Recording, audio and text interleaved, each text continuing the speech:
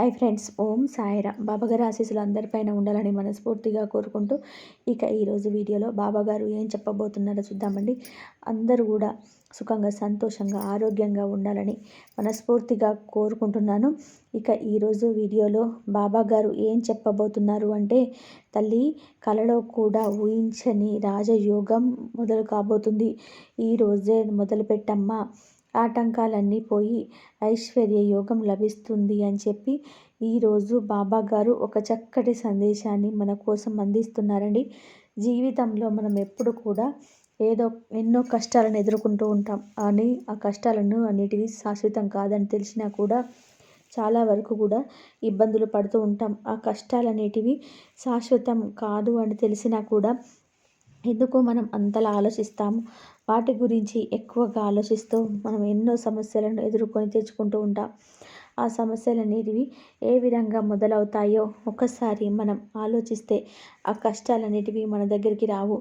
ఈరోజు బాబాగారు ఏం చెప్పబోతున్నారో చూద్దామండి. తల్లి కలలో కూడా ఊహించని అదృష్టం, రాజయోగం నీకు అందిస్తున్నాను అని బాబాగారు అంటున్నారు. అంటే మనం ఎంత అదృష్టం చేసుకున్నామో ఈరోజు బాబాగారు చెప్పే ఈ సందేశం ద్వారా మనకు తెలిసి వస్తుంది.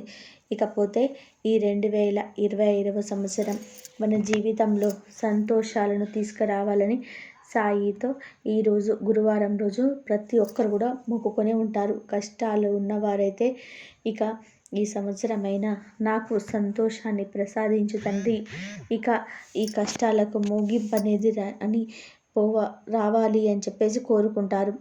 సంతోషం ఉన్నవారైతే ఇక నా జీవితం అంతా కూడా ఈ సంతోషాన్ని ఇలాగే ఉండనివ్వు బాబా అని కోరుతూ ఉంటారు.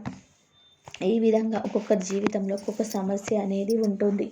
బాబాగారి భక్తులందరికీ కూడా ఎన్నో సమస్యలతో ఎదుర్కొంటున్నా కూడా బాబాగారి మీద ఉన్న భక్తి, శ్రద్ధతో బాబాగారు ఇచ్చే సందేశాన్ని ఆచరిస్తూ బాబాగారు చెప్పే మాటలని వింటూ ఊరటను పొందుతారు. ఎందుకంటే ఎలాంటి సమస్య వచ్చినా నాకు బాబాగారు తోడుగా ఉంటారు. ఆ సమస్య నుండి నేను ఎలాగైనా సరే బయటపడగలను అనే నమ్మకంతో ముందడుగు వేస్తూ ఉంటారు. అంటే సాయి భక్తులందరికీ కూడా బాబా అంటే అంత నమ్మకం. బాబా అని పిలవగానే పలికే దైవం కాబట్టి బాబా గారి మీద ఉన్న భక్తి వారికి ఉన్న కష్టాలన్నీ కూడా దూరం చేసినట్టు అనిపిస్తుంది. ఒకవేళ ఆ కష్టం మరింత ఎక్కువగా కనిపిస్తే ఒక్కసారి సాయి మందిరానికి వెళ్ళి సాయిని చూడగానే అది ఎంతటి కష్టమైనా సరే తీరిపోయినట్టుగా అనిపిస్తుంది. మన మనసు చాలా తేలికగా ఉంటుంది. అయితే ఈరోజు బాబా గారు చాలా గొప్ప సందేశాన్ని అందిస్తున్నారు. మన జీవితంలో రాజయోగం వస్తుంది అంటున్నారు. అంటే ఈ క్షణం ఈరోజు ఈ 1వ తారీఖున 2025న కనీసం నీకు సంతోషం తీసుకురావాలి అని ఈ సందేశం బాబాగారు నీకు ఇస్తున్నారు. ఈ వీడియో చూసిన వారు నిజంగా అదృష్టవంతులు. మనస్సులో చాలా తేలికగా ఉంటుంది. నిజంగా బాబాగారే మన పక్కన కూర్చొని మనల్ని ఓదారుస్తున్నట్టు అనిపిస్తుంది. దుఃఖంలో ఉన్నవారిని ఆ కన్నీటిని తుడుస్తూ మన ప్రక్కనే కూర్చొని బాధల్ని పంచుకుంటున్నట్టు అనిపిస్తుంది. ఈరోజు బాబాగారు అందిస్తున్న ఈ సందేశం వినండి. తల్లి, ఇప్పుడు నీకు చాలా సంతోషం కలిగింది కదూ, ఎందుకంటే నీకు మంచి శుభవార్త విని అందిస్తున్నాను. నీకు రాజయోగం కలగాలని స్వయంగా ఇవి నా మాటలే, నేను చెబుతున్నవే తూచా తప్పకుండా ఆచరించమ్మా. ఈరోజు ఈ గురువారము అంటే ఈ సంవత్సరంలో మొదటి గురువారము ఈ ఆటంకాలన్నీ పోతాయి. ఒక మనిషి నిందిస్తున్నాడే అని బాధపడుతూ కూర్చోకు. ఈ సాయి చెప్పేది విను. నీ మనసులో ఉన్న ఆవేదనని ఒక పక్కన పెట్టు. ఏం చేయాలో దాని గురించి ఆలోచించు. ఈ కొత్త సంవత్సరంలో నీకు రాజయోగం కలగాలంటే నువ్వు చేసే పనిని బట్టే నువ్వు ముందడుగు వేయగలవు. వాళ్ళు వీళ్ళు చెప్పారు అని వాళ్ళ మాటలు విని నువ్వు ఇంకొక దారిన వెళ్ళకు.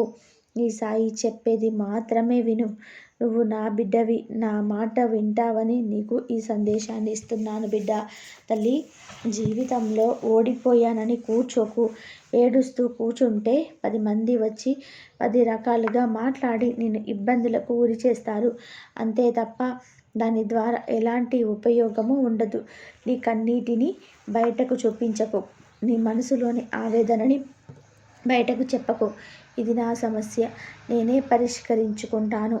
నాకు సాయి తోడున్నాడు. నేను నమ్ముకున్న నా దైవం నాకు తోడు ఉంది. ఎందుకు నేను భయపడాలి? ఇక మీదట అన్నింటిలోనూ నేను విజయాన్ని సాధిస్తాను. ఈ సంవత్సరం ఖచ్చితంగా నాదే విజయం అన్న గర్వంతో, అన్న నమ్మకంతో నువ్వు ముందడుగు వెయ్యి. శ్రద్ధ, భక్తి ఉన్నవారు ఎప్పటికీ కూడా ఓడిపోరు. ఎందుకంటే వారు దైవాన్ని అంటిపెట్టుకొని ముందడుగు వేస్తారు. కాబట్టి తల్లి, ఈరోజు నీ కష్టంని పాలు పంచుకోవడానికి ఎవ్వరూ లేరని చింతించకు. ఒక్కసారి నా మందిరానికి రా. ఎందుకంటే ఈ సంవత్సరంలో ఈరోజే మొదటి గురువారం. కాబట్టి నీకు తప్పకుండా ఒక పరిష్కారం చెప్తాను. ఈరోజు నా బిడ్డ ఆర్థికంగా నేను వెనుకబడినాను బాబా. నన్ను డబ్బు విషయంలో ప్రతి ఒక్కరూ మోసం చేయడమే తప్ప నన్ను ఆదుకునేవారే లేరు. డబ్బు విషయంలో నేను చాలా మోసపోతున్నాను బాబా అని నువ్వు బాధపడుతున్నావు. డబ్బు విషయమే కాదు తల్లి, నువ్వు ప్రతి ఒక్కరిని కూడా గుడ్డిగా నమ్మడం వలన ఈ సమస్యని ఇంకా నువ్వే కొని తెచ్చుకుంటున్నావు. కాబట్టి ఆ సమస్య నుండి బయటపడే మార్గం నేను చెప్తాను.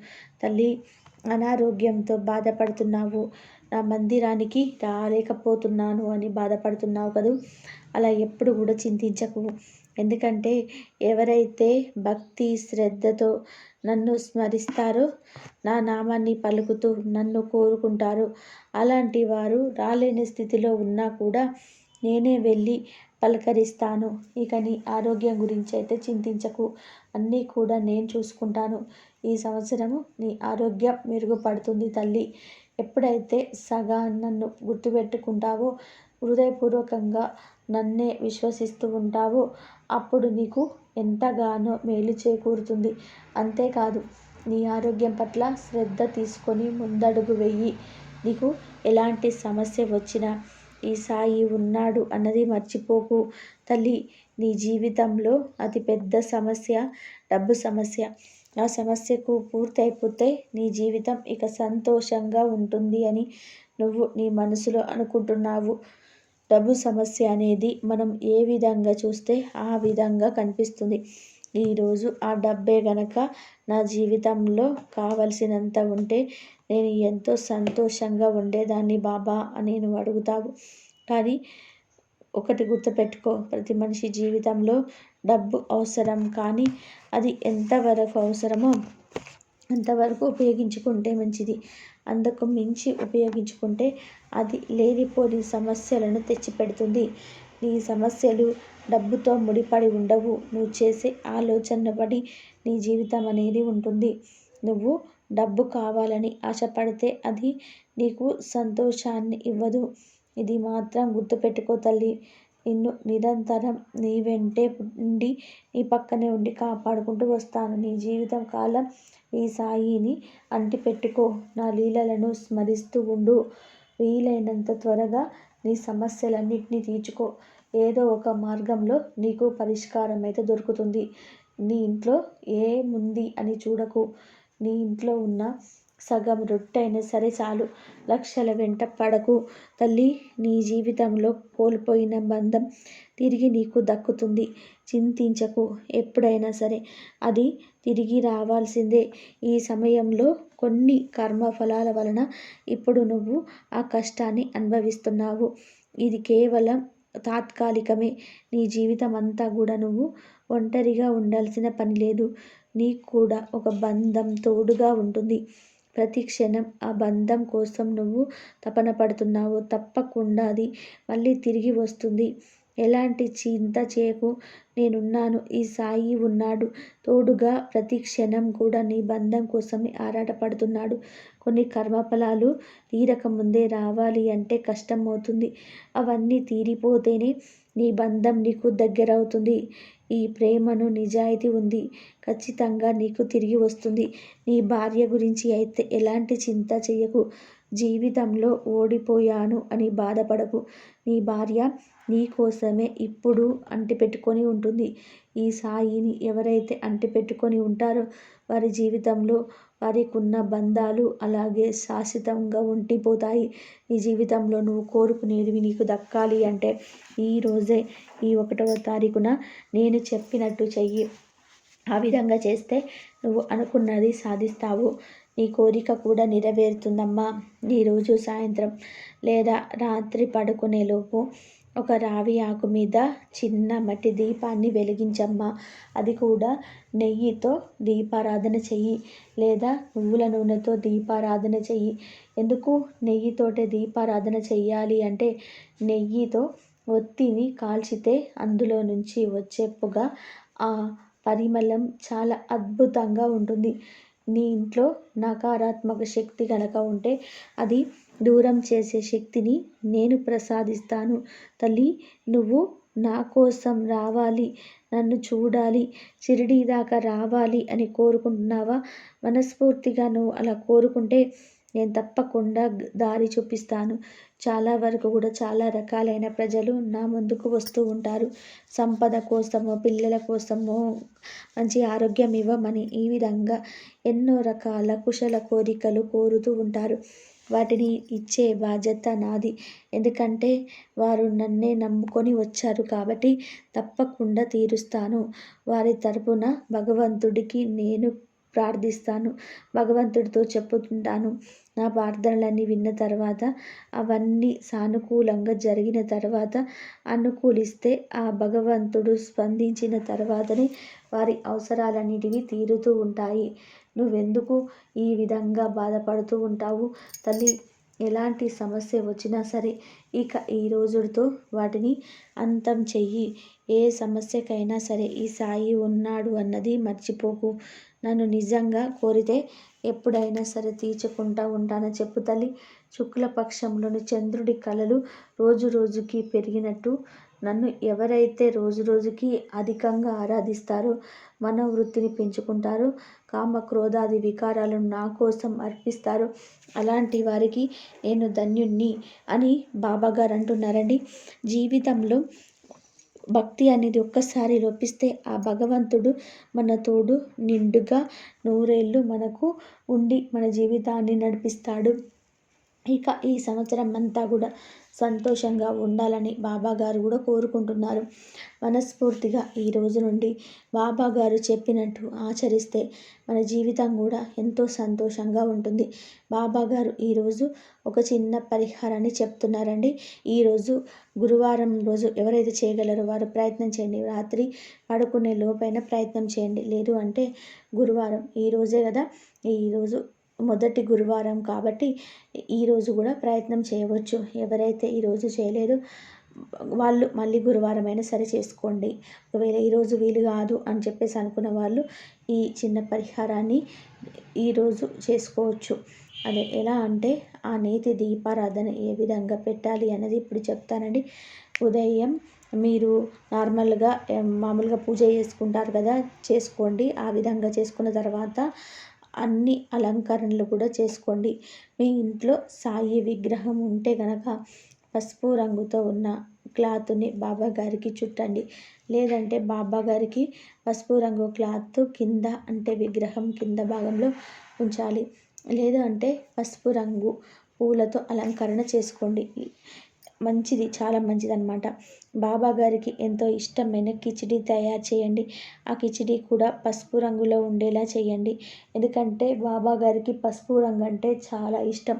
అందుకే బాబాగారు రెండిబాగులో ఒకానొకప్పుడు బంతి పూల చెట్లను పెంచేవాడు. కాబట్టి మీ పూజలో కూడా ఈ ఒక్క పసుపు కలర్ రంగులో ఉండే పూలను, పసుపు రంగులో ఉండే క్లాత్ను పెట్టి పూజ చేసుకోండి. నేతి దీపారాధన ఒక రావి ఆకు మీరు తెచ్చి దానిని శుభ్రంగా తుడిచి దానిపైన స్వస్తిక్ సింబల్ని వేసి మీ సమస్య, మీ కోరిక మనసులో చెప్పుకొని స్వస్తిక్ సింబల్ వేయండి. స్వస్తిక్ సింబల్ ఎందుకు వేయాలి అంటే, ఆ సింబల్లో ముక్కోటి దేవతలు కొలువై ఉంటారంట. కాబట్టి ఆ స్వస్తిక్ సింబల్ రావి ఆకు పైన వేసి ఓం అని చెప్పి చిన్నగా రాయండి. తర్వాత గంధం బొట్లను, కుంకుమ బొట్లను పెట్టండి. ఆ విధంగా పెట్టిన తర్వాత దాని మీద ఒక చిన్న మట్టి దీపాన్ని పెట్టండి. అందులో కొంచెం నెయ్యిని పోసి తర్వాత 2 ఒత్తులను వేసి అందులో కొద్దిగా పచ్చ కర్పూరాన్ని వేసి వెలిగించండి. ఆ వచ్చే సువాసన ఉంటుంది చూడండి, అది మీకు మంచి సుగంధ పరిమళాన్ని ఇస్తుంది. దాని నుండి వచ్చే ఆ సుగంధ పరిమళం ఖచ్చితంగా మీ ఇంట్లో ఎలాంటి నెగిటివిటీ ఉన్నా కూడా దూరం చేస్తుంది. ఆ పరిమళాన్ని ప్రతి ఒక్కరు కూడా ఆస్వాదించాలి. అప్పుడు మీ ఒంట్లో కూడా నకారాత్మక శక్తి అనేది దూరం చేస్తుంది. కాబట్టి ఎప్పుడు పాజిటివ్గా ఆలోచిస్తారు, మంచి పనులే చేస్తారు, మంచి గురించి ఆలోచిస్తారు. ఒకరి గురించి కూడా చెడుగా ఆలోచించే ప్రయత్నం చేయరు. సాయి అడ్డుకుంటాడు. సాయి తోడు ఉండే వరకు మీ సమస్యలన్నీ కూడా దూరం చేయడానికి సాయి ప్రయత్నం చేస్తూనే ఉంటాడు. ఎవరైతే కర్మఫలాన్ని అనుభవిస్తూ ఉంటారో అలాంటి వారికి ఈ పరిష్కారాలు కూడా బాబాగారు తప్పకుండా అందించే ప్రయత్నం చేస్తాడు. ఇదే విధంగా మీరు తులసి కోట దగ్గర కూడా ఒక చిన్న దీపారాధన చేయండి. అది నువ్వుల నూనెతో దీపారాధన చేస్తే మంచిది. దానికి కింద కూడా ఒక చిన్న రావి ఆకును పెట్టి దీపారాధన చేయండి. ఒకవేళ మీ ఇంట్లో ఇంకా ఎక్కువగా నకారాత్మక శక్తి ఉంది అని చెప్పి మీకు అనిపిస్తే ఈశాన్య భాగంలో మీ ఇంట్లో ఒక చిన్న దీపాన్ని వెలిగించండి. ఆ విధంగా చేస్తూ మీ సమస్యలన్నింటినీ దూరం చేసుకోవడానికి ప్రయత్నం చేయండి. అలాగే ఒక చిన్న రావి ఆకును తెచ్చి శుభ్రంగా తుడుచుకొని దానిపైన ఓం అని రాసి సాయి నామాన్ని రాసి మీ సమస్య, మీ సంకల్పం ఏదైతే ఉందో దాని నుంచి చిన్నగా రాసి దానిని డబ్బు ఎక్కడైతే దాచుకుంటారో ఆ చోటున ఆ రావి ఆకును దాచిపెట్టుకోండి. తప్పకుండా మీ ఇంట్లో డబ్బు సమస్య అనేది దూరం అవుతుంది. ఇక ఈరోజు బాబాగారు అందించిన ఈ చిన్న పరిహారం అంటే నేతితో చేసే దీపారాధన ఎంత పుణ్యాన్ని ఇస్తుందో మీకు ఈ వీడియో ద్వారా అర్థమవుతుంది. ఈ వీడియో నచ్చిన వాళ్ళందరూ కూడా అలాగే సాయి మీద నమ్మకంతో మా సమస్యలన్నీ కూడా మేము దూరం చేసుకుంటాము అనే నమ్మకంతో ఎవరైతే ఈ చిన్న పరిధానం చేస్తారో వారందరూ కూడా 10 మందికి ఈ వీడియోను అందించండి. షేర్ చేయండి, లైక్ చేయండి. మరొక మంచి వీడియోతో మీ ముందుంటాను. అంతవరకు సెలవు. సర్వే జన సుఖినో భవంతు. సర్వం శ్రీ సాయినాథ్ అర్పణమస్తు. ఓం సాయిరాం.